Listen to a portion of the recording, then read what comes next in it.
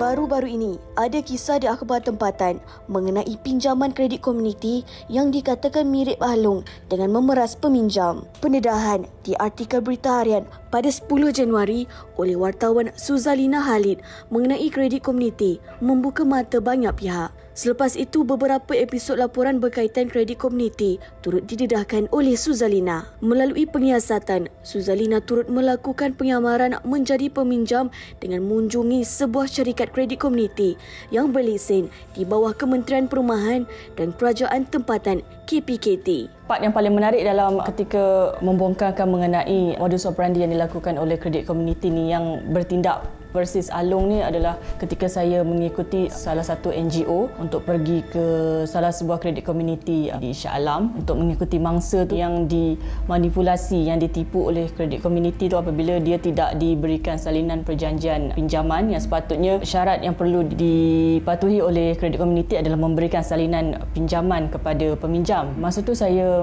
menyamar sebagai salah seorang daripada NGO tu pergi ke kredit komuniti tu. Apa yang kita dapati memang ejen yang bertugas di kredit komuniti tu, kalau kita nak kata dia macam Along tu lebih kurang lah macam tu sebab cara dia yang macam tidak berapa proper. And then bila kita tanya mana perjanjian, salinan perjanjian yang sepatutnya diberikan kepada peminjam, dan mereka kata memang tiada salinan pinjaman akan diberikan. Salinan pinjaman hanya disimpan oleh HQ. Ejen kredit komuniti tu juga mengancam mengugut peminjam yang kalau dia culas bayar sebulan dua, dia mengugut untuk menularkan gambar dia semua kan. Jadi bila kami ni kononnya wakil NGO ni kata kenapa buat macam ni, kalau saya lapor kepada KPKT macam mana, dan ejen kredit komuniti tu pun macam tak boleh lah macam ni, jangan laporkan. So maksudnya mereka tahu tindakan tu adalah salah. Dari situ kita nampak sendiri macam mana mereka beroperasi kan. Nampaklah memang adanya yang tak betul kat situ kan.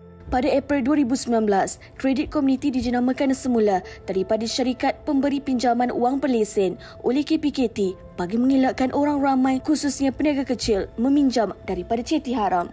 Namun ada segelintir syarikat yang diberi lesen ini mengambil kesempatan dengan menindas peminjam. Antaranya dengan mengenakan kadar faedah yang tinggi sehingga nilai yang perlu dibayar balik boleh menjejah 3 kali ganda daripada nilai asal pinjaman. Seorang daripada mangsa yang terjerat dengan penipuan syarikat kredit komuniti ini ialah Sudin, bukan nama sebenar. Berumur 45 tahun, Sudin meminjam sebanyak RM14,000 pada tahun 2020 daripada sebuah syarikat yang berlesen dan didaftarkan di bawah KPKT.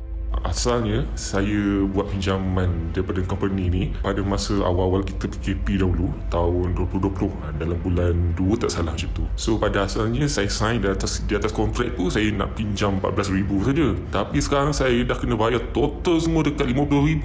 Total semua. Itu saya memang faedah dia lebih lah daripada apa asal yang saya pinjam. Masa tu dia minta jumpa meeting dengan saya. Saya ingatkan jumpa dekat office ke apa kan. Tapi rupanya jumpa dengan dia secara persendirian dan ketika tu dalam kereta dia. So masa tu saya tak syak apa-apa lah. Saya ingatkan company ni memang dah berdaftar bawah KPKT. So saya rasa memang legal lah kot. So saya proceed je lah. So masa tu saya sign satu macam perjanjian atas tu, di atas satu kertas. Tapi dalam tu dia tak ada details langsung mengenai perjanjian tu. Dia just mention pinjaman yang saya pinjam itu RM14,000 dengan saya punya sign saja. Dan dekat situ dia juga tak mention details macam contoh tempoh bayaran balik pinjaman. Contoh dalam masa 3 tahun ke 5 tahun ke. So saya rasa time tu memang saya tak syak langsung lah kan. So saya just main sign saja sebab saya memang perlukan duit tu sangat. After that, dia janji dia nak kasih balik salinan perjanjian tu dekat saya, tapi langsung tak kasih balik lepas tu. And then dia minta kad ATM saya untuk dia pegang, untuk senang dia kata dia nak potong pinjaman daripada akaun saya terus. Lepas tu dia minta saya pula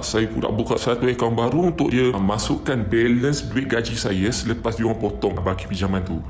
So sekarang macam saya punya pinjaman untuk bulanan sahaja saya kena bayar RM900. Kalau ikutkan dia punya pinjaman pokok hanya RM200 sahaja. Tapi balance tu dekat RM700 adalah bunga atau faedah saja. So kalau ikutkan total sekarang saya dah bayar dekat hampir RM19,000. Kalau ikutkan daripada pinjaman yang saya pinjam tu RM14,000. So kalau ikutkan memang dah habis, dah settle lah.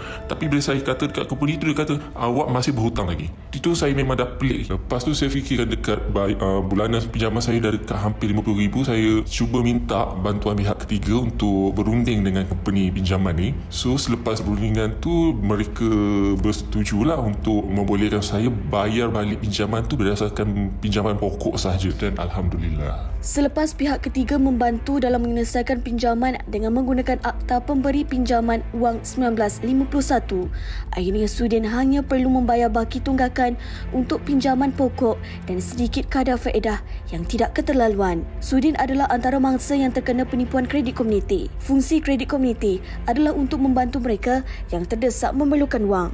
Namun, jika ada segelintir syarikat kredit komuniti berdaftar yang bertindak seperti gaya Ahlong, bagaimana rakyat yang terdesak memerlukan wang boleh mempercayai kredibiliti syarikat sebegini?